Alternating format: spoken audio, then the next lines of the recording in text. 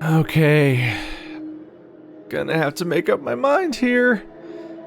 What does the accuse button do? It bothers me I can't make saves, so I'm like, pressure's on. This is not a short series, and if I screw this up, then I screw it up. Fuck, you just click on one, and that's it? There's no, like... Oh no, we're not even gonna, like, have a talk about it?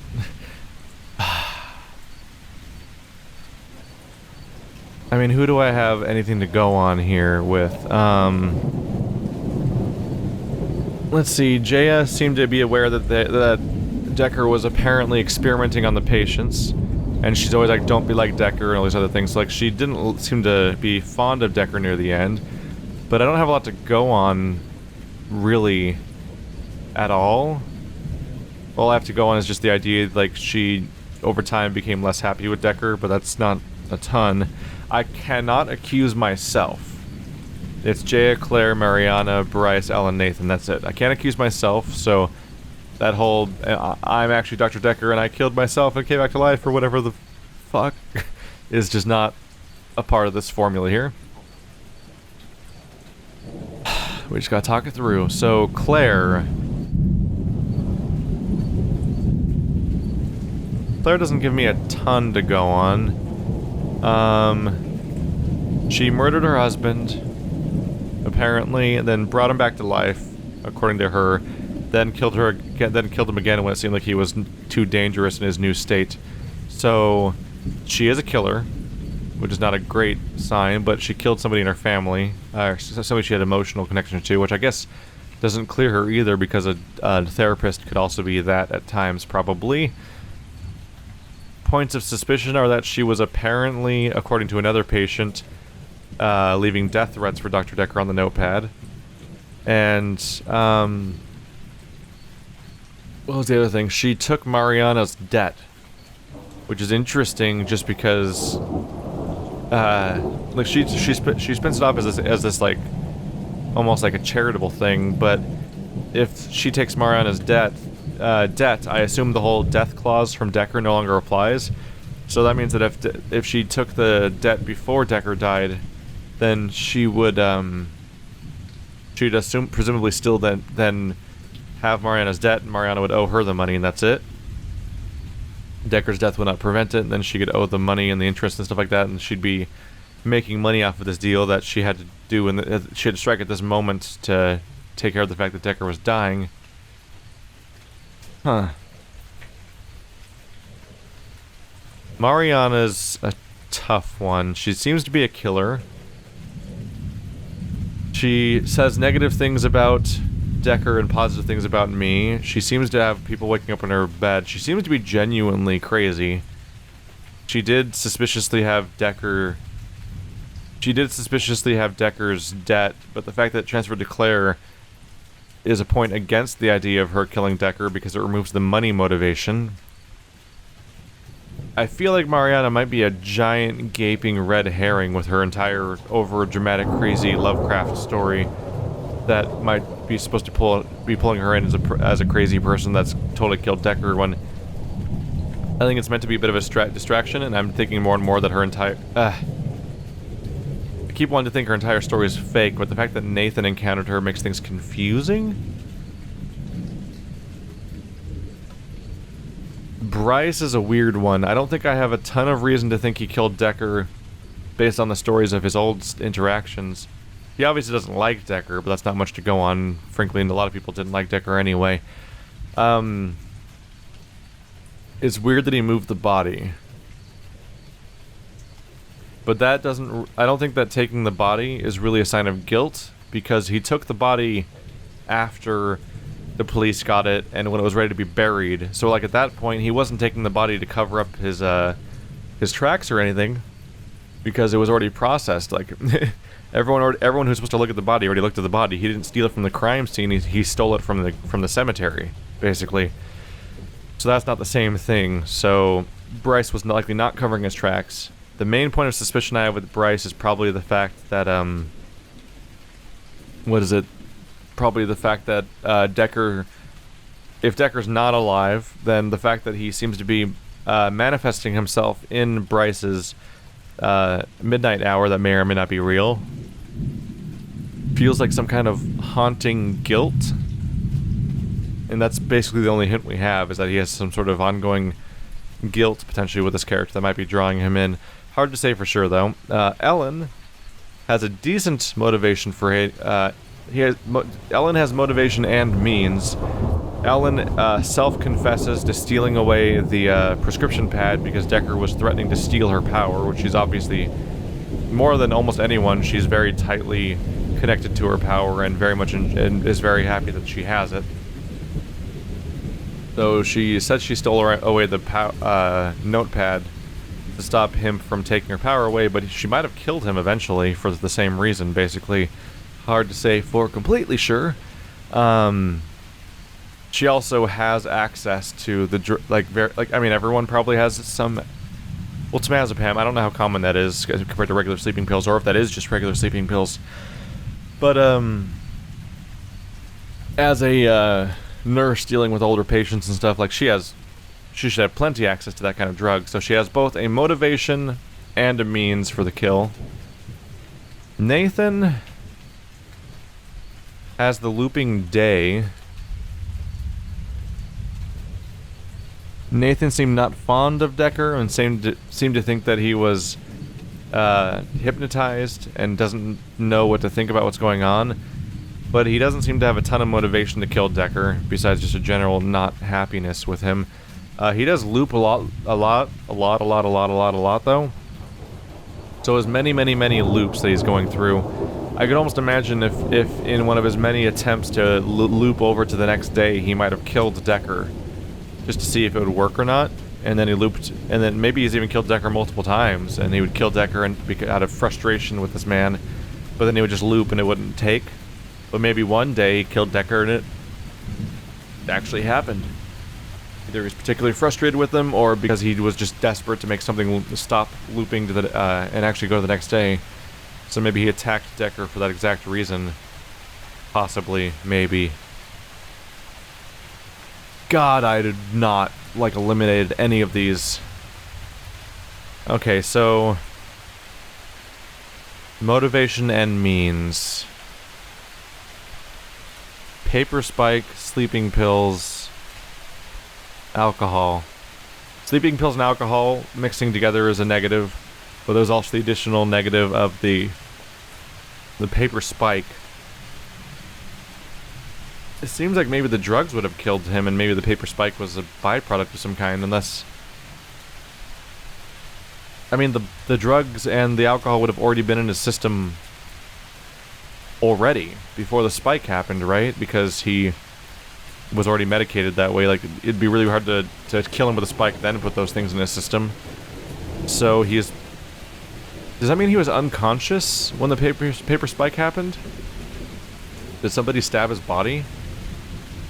Or maybe somebody poisoned his drink, mixing the sleeping pills and alcohol, and then maybe he just, when he was passing out, maybe he just fell on the paper spike, at which point it might still be his cause of death, because it would maybe stab him to death while he was still going out from the drugs, and maybe no one was in the room when it even happened, and somebody just poisoned, got into his system. So let's first eliminate people I don't have much to go on, which I feel like are Bryce, Nathan, and Jaya. I feel like I have the most reason to accuse Claire, Ellen, and Mariana. And that's a little harder. Claire seems so goddamn busy with her obsessions with the husband that it just seems like... Oh, where was everyone on Valentine's Day? Bryce was meeting with the art gallery girl. That might be a count against him being guilty.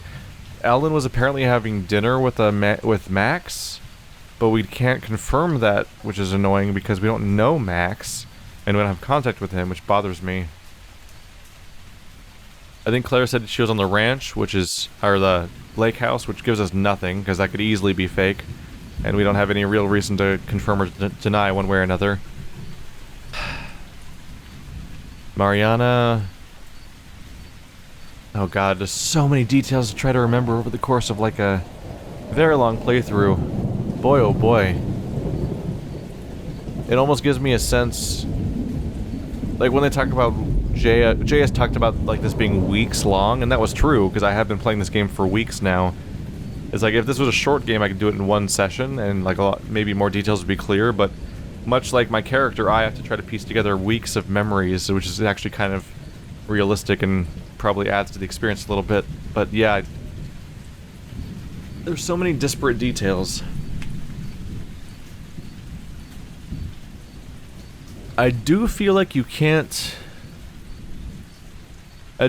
maybe can't accurately be 100% sure about who it is, and you just kind of have to go for it. I mean, I'm not the cops. My accusation isn't a conviction. It's just an accusation. I really wanted to accuse Ellen. Damn it. She has motivation, and she has the drugs. That's like the two things. But the suggestion of the alibi is really strong. But she says the alibi, and she could be lying, which is the thing that's hard to go on here. By the way, that's really jarring how the entire screen skips like that. You think they'd have a smooth loop for this part. Kind of unfortunate they don't. So... damn it. The problem with not taking the alibi seriously is that so many of these characters have kind of weak alibis because they're all just being said by someone. So I'm wondering... she has the means and she has the motivation. How many people have motivation? Claire was doing death threats. That's kind of a motivation. Yeah, I'm gonna ignore Mariana. I'm gonna treat her as a red herring. Because red herring. She's a red hair person. LOL. Let's look at Ellen and Claire. They both had apparent motive because Ellen, they're both people that are tied into the notepad part, the prescription pad. Claire was the one writing the threats. Ellen's the one that stole it, and Ellen's explanation of why she stole it is part of what makes her look guilty because she was afraid of him doing something, and that she might have killed them out of a form of self-defense from her perspective. But Claire is a confirmed murderer, and Claire, in her mind, has killed her own husband twice at this point, and she knew a lot about Dekker's death. Not only did Claire transfer the loan before the murder happened so that she could take it, but she also supposedly knew that he was going to die that day, and then supposedly refused to resurrect him, which sounds like a convenient excuse because it doesn't make sense that she said she forgot. How do you forget that kind of thing? It seems completely unrealistic that she forgot. Instead, it sounds like a convenient story she made up because she killed Dekker that day, but claimed to have been told this elaborate story about how he wants to be resurrected that day, and she just didn't show up. Yeah. I could go Claire or Ellen, but Ellen's alibi works better than Claire's alibi, which I believe was literally just like, I was at the lake house, being with my husband that no one can confirm is real. So I won't say I'm confident, but I feel like Claire might have the most pointing at her. Just because of the weird details of her interactions with way too many patients and little things she shouldn't be in. And the stuff she does that relies really heavily on the timing of the murder, that's all weird. Crossed with the fact that she's like the only confirmed killer 100% of the entire crew. Boy oh boy, hold your breath and see what happens. If I fuck it up, sorry everyone. Alright, before we see what the results are, this is me from the future, the guy that already beat the game and then was like, let's do a poll. Looking through the notes here, so I let people vote, and then I let people do little comments if they wanted to. A smaller number of people did, but a decent chunk of people did. So if you want to do that, I'm going to scroll that across the screen. So if you want to see what those comments look like, you're free to pause periodically and read through the much more complicated and detailed, at times, notes from the actual people that had stuff to say. Some people had like a whole story to spell out. I summarized things for the sake of the video, so I'm gonna go through the bullet points sort of. So, people who suspect Claire think that she's the killer because she's violent, she killed her husband, she lied about the pad, and she even brought a machete to a session, which is concerning, although we never acknowledge that outside of the one weird frame where she seems to be holding it, so it's like, that's creepy, but it's still creepy. For Ellen, people say that she stole the pad to stop him, afraid the doctor would steal her powers, and she used the pad to order medication to poison Dr. Dekker. People think that Bryce may be the killer because the fear of Dekker hunting him during his midnight hour may be evidence of his guilt, like his feeling of guilt. The logic with Mariana is why kill someone when you can bring them to the monster, which is a point against the idea that she killed him and just left him in the office. Although someone else says that she seems like a dangerous person. For Nathan, people say that Dekker may have killed. Nathan may have killed Dekker out of desperation to advance the day. Nathan may have killed Dekker to free Mariana from her debt. Maybe he didn't know about the steps that had proceeded since then. Other people think that maybe Dekker hypnotized Nathan to kill him, and that maybe why there's also points regarding like how Nathan had Dekker's key card and Dekker asked for Nathan's number. Then as for the employees themselves, a lot of people don't trust Jaya, saying that Jaya warns us not to make the mistakes the other doctors did and outlasts several doctors, and was displeased with Dekker near the end, and constantly is commanding the player and seems to constantly have access to information she isn't giving you, and may have powers and a jealousy that Dekker ignores her for his patients. Then regarding a lot of just different notes for Dekker, some people think that he isn't dead. Some people think that he's actually another player who got a game over. Some people think that he's a player, that the player that you are playing as here, the protagonist, is actually Dr. Dekker shapeshifted, and that Dekker faked his suicide to dodge financial issues, and that he's been copying everyone else's powers, which could involve shapeshifting and teleportation and resurrection and all these other things. Oh, and as far as the results go, the actual data, the votes for breakdown, you guys very much don't trust the establishment, is what we're getting at here. Professor Alderby, Jaya, I always forget, and Dekker make up more than 50% of the votes, more so than any of the 5 patients the game seems to be focused around. Admittedly, only like 1 vote for Alderby, I think, but it's still got a vote in there. There appears to be not even a single vote for Bryce, which is slightly confusing because someone suggested in the comments that they were voting for Bryce. Maybe they changed their vote or something, or maybe something's going horribly wrong with this system.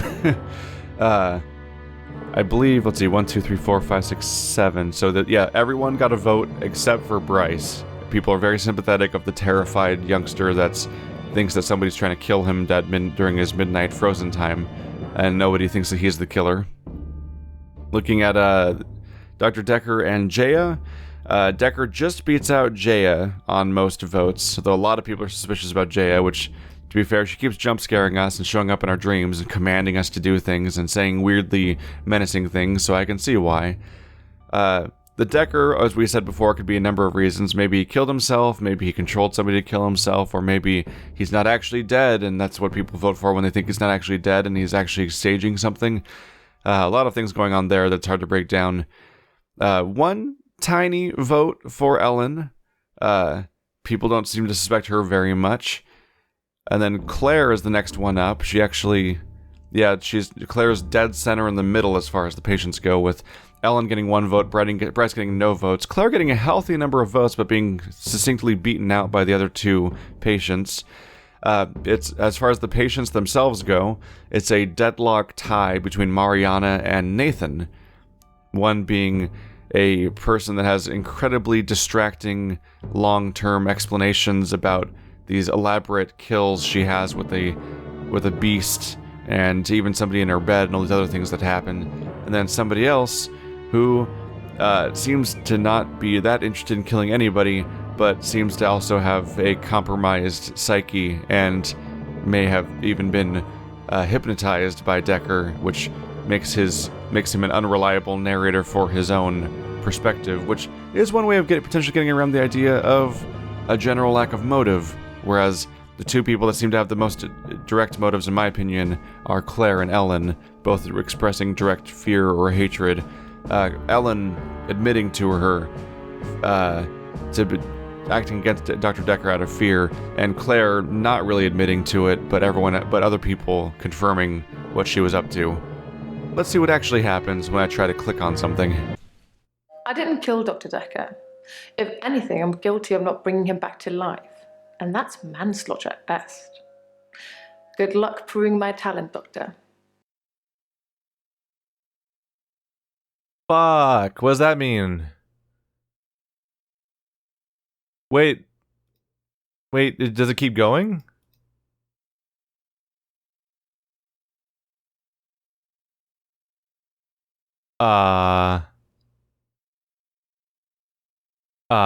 We're here? Accuse?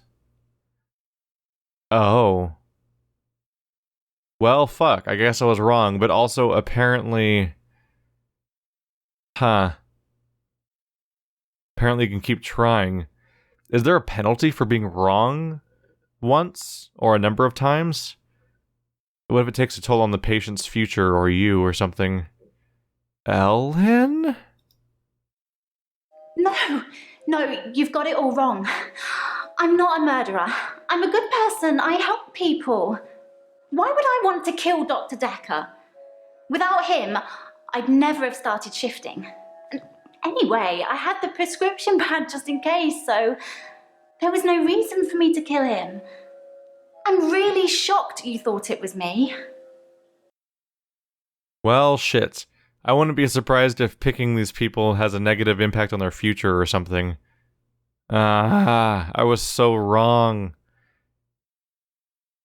I'm wondering if when I see the real person, it's going to be like, wow, I can't believe I didn't get that. Or if it's going to be like, seriously? How was I supposed to know that? Let's see. I mean, Mariana was the one that came to mind next. But the Nathan looping thing does seem decent. Let's try Nathan. Doctor, really? You said I was guilty yesterday too. And here we are. Again. Nobody's gonna miss him. You've talked to the patients here. He was the problem. He cursed me, I'm sure, and with 2 weeks of straight days after his death.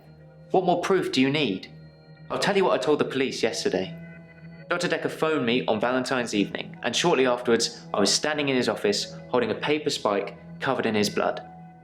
I had no idea how I got there or what I did. I just woke up like that. There was a suicide note, I took it. I'll show it to the police, but not to you. I think Dekker wanted me to kill him. I think he called me and activated some kind of kill switch because he wanted to end it all. That's going to be difficult to prove, but if you're showing them today's footage, make sure you show them the part where you activate me. You failed to do that yesterday. What do I need to say to get you to believe I'm innocent, Doctor? Tell me. We can try again tomorrow.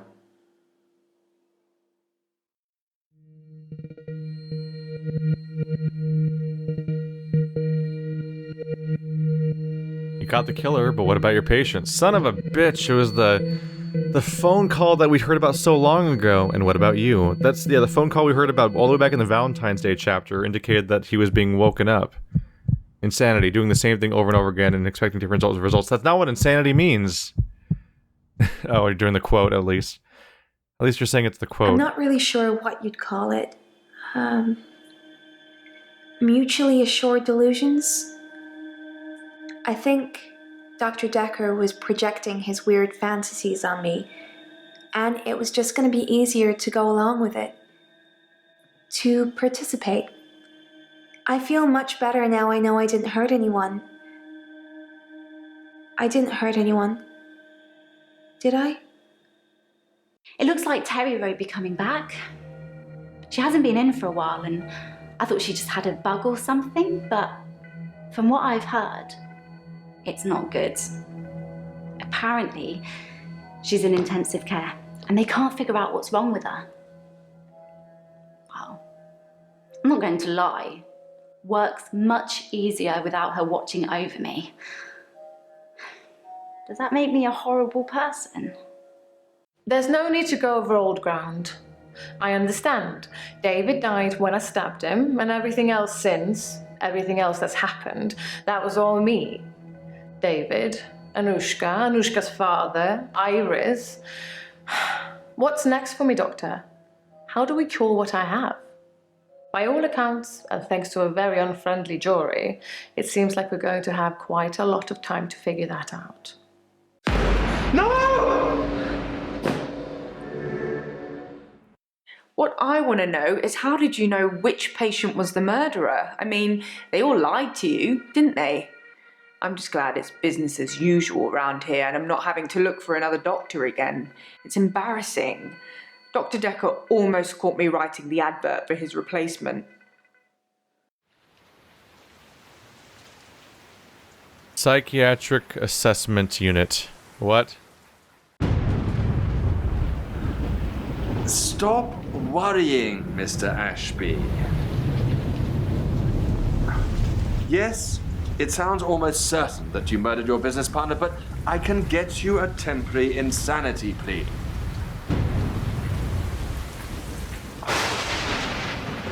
I'm a lawyer, not an agony aunt. Now, as I was saying to you before, you need to choose your particular strangeness before I can refer you. Once you have chosen it, don't waver. They have to believe what you're saying is true for it to work. Thank you for playing. Future me again. So there we have it. The killer was Nathan all along, but via mind control of Dr. Dekker. So someone outright called it, talking about the mind control and the key card and the phone call specifically. That's the thing that I forgot about when I was filming the ending of this game. I completely forgot about specifically the phone call, which they cleverly reveal to us in an out of order fashion. They make a point to explain the phone call first, then time passes, then they come back and tell us about the hypnotism. And at that point, if you aren't thinking about the phone call still, you don't think about like, oh, the hypnotism is how the phone call leads to his death. So in a way, almost half of the votes were correct, kind of, because 16.7% of people were voting for Nathan, which is factually true. Nathan did literally kill Dekker, if you count the body and not the mind and so on. And Dekker, with more than 25% of the votes, technically ordered his own death explicitly and made Nathan kill him. So, in a confusing way, two different categories of votes are right, because this is such a weird, specific form of murder with such specific variables involved that actually it might be... If someone can prove that Nathan's hypnotism is real and everything like that, it actually might be up for debate on a legal level who actually killed Dr. Dekker, whether it was a suicide or a murder. So, in a way, both of the people that voted for those things are correct. Didn't see that coming. I mean, you know that because you just watched me debate this for a long time. This entire episode has basically just been debating the results and then seeing the results, because all I had to do was click on a few things. But I think that agonizing over the details was worth it, because that's like the point of the game, and getting the audience involved was kind of a fun idea. Anyway, back to past me witnessing the results. It was Nathan.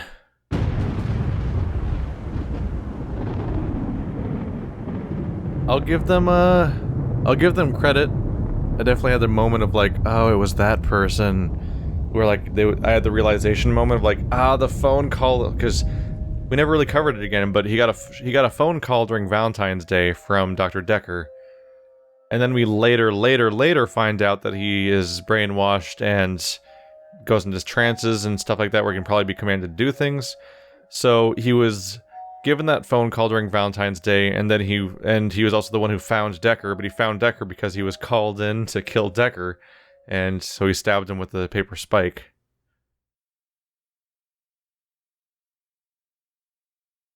So Dr. Hundy hints. Doesn't that mean 100? I didn't use 100. So Dr. Dekker poisoned himself, be unconscious, he called. First he called Nathan. Then he did the sleeping pills and alcohol as a form of suicide. Then Nathan shows up, stabs him with a paper spike, the same one he's been taunting him with all this time. That he's been he probably was doing that with the paper spike over and over again just to make it abundantly clear to Nathan and embed it into his consciousness that the paper spike existed and it's right here, so that even in his trance state he would know how to find the paper spike and use it. Then he shows up and he does that. Ah, damn it. At least I didn't try to click on Mariana. I would have felt bad because that to get that many wrong in a row. Blah. It seems I seem to have kind of helped a lot of them. Not really. I helped the girls, basically. It seems like Mariana and Ellen... Well, actually, don't know about Ellen. Ellen's concerning... We'll get to Ellen in a second. So, Mariana and Claire both seem to have become aware of the idea that they were delusional. Both of them. And that their stories were not true, and they've become fully aware of that, and they're not necessarily cured. They're still working on that, but while they may not be cured, they seem to be at least trying to cure themselves. They seem to be aware that they have a problem at this point, and that their stories aren't real, and they're trying to figure out how to make the delusions go away. So I think I did good by them, apparently, which is a surprise. The steps I took did not make me feel like I was going to be helping them. Okay. Ellen's rough because she never was overtly crazy. She has the ability, and we all disagree on whether or not the abilities exist and stuff like that. That's up in the air still, kind of. But, while Ellen didn't seem to have an overt problem, mostly just seeming to come by for nice chats to keep her emotionally level or something like that. And she seems kind of high-strung, so it seems like she might have some issues there to deal with. Mysteriously, one of her coworkers goes sick. So this, like, if she's going angel of death and everything, if she's continually around people who are dying, and then one of her coworkers, the one that she specifically doesn't like, seems to be going sick and might be in some serious trouble in the ICU, like, is she killing her coworkers just like the patients that she might be killing? It's hard to tell what's going on there. A lot of stuff in the story is pretty ambiguous in general. We get a kind of frustrating lack of closure with Bryce. He just screams no once during a session. He doesn't seem to have been killed unless I missed something in that brief flash of video. So it just seems he's definitely not calm because he thinks Dekker's trying to kill him in his midnight hour, which is not what we're in right now because that's a midday session, but still, he definitely seems to still be in a bad spot and needs some help, and I probably made things worse with him specifically. Nathan, I kind of feel like I was helping and fixing to some extent, but we don't really get to find out because I found out that he was the killer, so that's kind of the important detail there.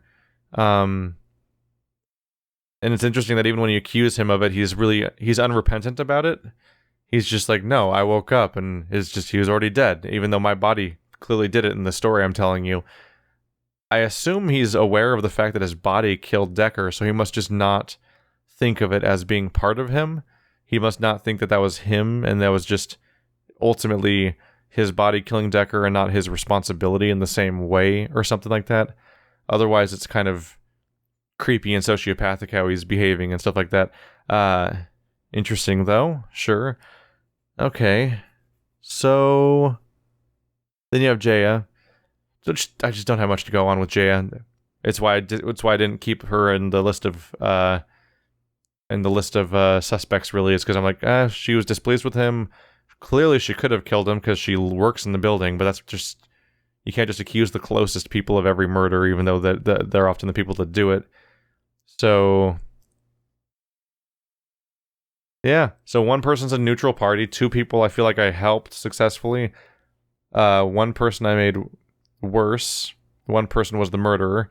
And the last person, I'm not really sure what to make of her because she might be killing people, or maybe she never really needed that much help. Maybe her powers, if her power is real, then she has like no particular thing that needs to be fixed.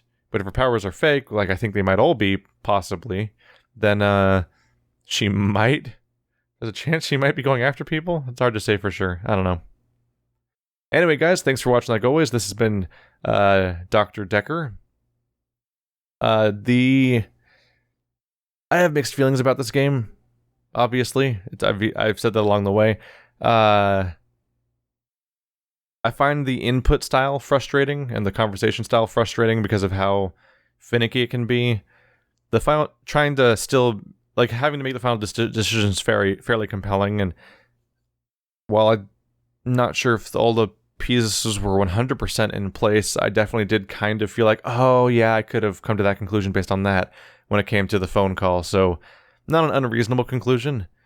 It's interesting how the killers randomize each time. It would be interesting to see whether or not they all feel like they're decently justified. Not in the reason for killing necessarily because it's crazy people killing people and stuff like that, but just like if the evidence given for the kill is something that ultimately makes sense with every possible combination. Because I think literally all of them can be the killer, including Jaya.